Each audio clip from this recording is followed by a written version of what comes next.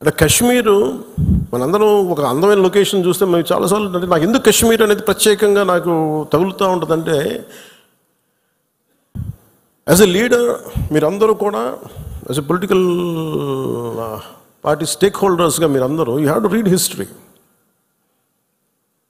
అంటే ఇవి భవిష్యత్తులో జరగకుండా ఉండాలి అంటే దాని తాలూకు కశ్మీర్లో తూటాలు పేలితే దాని ప్రకంపనలు ఇప్పుడు మన పార్టీ దాకా ఎలా వచ్చినాయో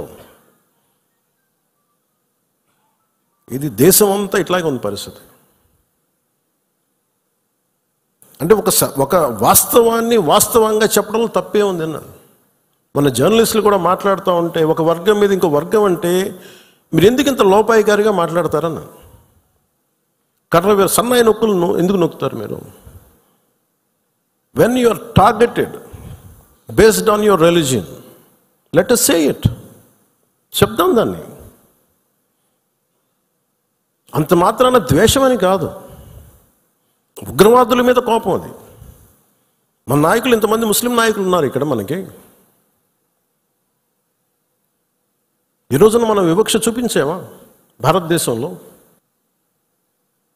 అన్ని వర్గాల మీద గొడవలు ఉంటాయి, చిన్న చితక గొడవలు లేకుండా ఎందుకుంటే ఒక ఇంట్లోనే గొడవలు ఉంటాయి. కానీ మన దేశం ఏర్పడిన విధానం మటుకు మన అందరూ అవగాహన చేసుకోవాలి. ఎందుకంటే ఎందుకు నేను 3 రోజులు సంతాప దినాలుగా ప్రకటించిన ఆ బాధ నాకు తెలుసు ఎలా ఉంటుందో.